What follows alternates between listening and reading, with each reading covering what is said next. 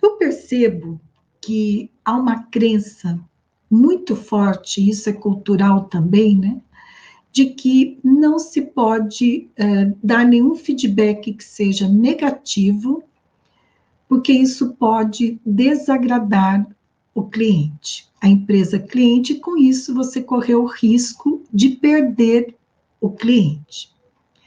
Mas veja, é importante que a gente não perca de vista que, para nós profissionais, nós precisamos ter a competência técnica, que é aquela competência onde nós podemos expressar o nosso conhecimento técnico, que a gente pode também desenvolver um trabalho específico da nossa profissão, da nossa atividade, quer seja em desenvolvimento humano e organizacional, ou em saúde mental no trabalho, que são as duas frentes que eu trabalho com consultoria. Então, são necessárias competências técnicas, né, que exige daí um conhecimento, uma habilidade e uma atitude, né, que esteja alinhada com esse conhecimento, com essa habilidade, para poder fazer o trabalho que a gente se propõe a fazer, resolver um problema que a gente se propõe a resolver. E também existem, né, as competências comportamentais, que também são necessárias que nós tenhamos essas competências no nosso dia a dia, né? Então, competências técnicas e competências comportamentais. E nessas competências comportamentais, nós precisamos desenvolver algumas atitudes que estejam fundamentadas na nossa autoconfiança. Autoconfiança do quê? Autoconfiança em relação a quê? Né? Em relação ao que eu vou dizer para o cliente, em relação ao que eu possa vir a ouvir do cliente, e até mesmo das consequências que pode ter um posicionamento ou outro. E sempre com assertividade, sempre embasado em valores como respeito, sempre embasado em valores como a ética, no nosso código de ética. Isso a gente nunca vai perder de vista, né? Sempre bom a gente estar lembrando. Mas, por exemplo, essa semana, eu trabalhei mais online em home office. Foi uma semana bem puxada, mas eu trabalhei mais em home office, em online.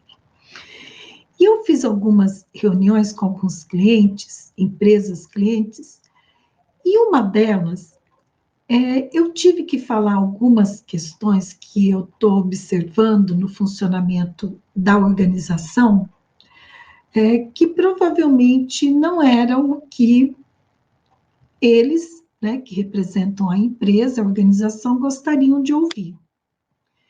Mas, num ambiente seguro, com muito cuidado, foi possível dizer. E aí a gente se depara com uma competência extremamente importante para nós, psicólogas, quando nós trabalhamos com consultoria organizacional, que é a nossa capacidade de criar vínculos, principalmente vínculos de confiança com a organização cliente, com as pessoas com as quais a gente vai trabalhar dentro daquela organização.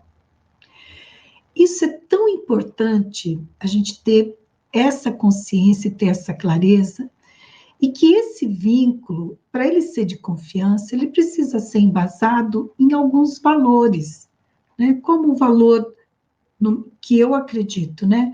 Da honestidade, da verdade. E verdade para quê? Né? Verdade embasada em dados de realidade, não uma verdade moralista, que eu vou julgar o outro com base meu ponto de vista, nos meus valores morais. Não. Em cima de dados que se apresentam, você se fundamenta para poder apresentar para o cliente outros valores que vão fundamentar esse vínculo e que vão fortalecer esse vínculo de confiança, né? A transparência, o cuidado com as questões de sigilo, de não expor as pessoas. Porque se as pessoas depositam, né? Se você está fazendo, por exemplo, um diagnóstico organizacional, e você usa como estratégia a entrevista individual ou a entrevista em grupo. Você faz, lógico, né? Inicialmente a gente sempre faz um acordo com a pessoa que nós vamos entrevistar, ou com o grupo que nós vamos entrevistar, informando sobre o trabalho, que provavelmente já foi informado anteriormente, né, no contexto da organização. É claro que também nós vamos falar das etapas desse trabalho e vamos também ali, naquele momento da entrevista, firmar com aquele funcionário, com aquele trabalhador ou com aquele grupo um compromisso de sigilo, onde as pessoas não serão identificadas, mas o conteúdo que elas trouxerem farão parte deste diagnóstico e, portanto, serão apresentados no momento da empresa. Mas desde que não identifique aquele grupo, alguma pessoa daquele grupo, ou aquele trabalhador que está ali expondo e confiando em você. Isso é tão importante, porque para nós realizarmos o nosso trabalho, nós precisamos desses trabalhadores.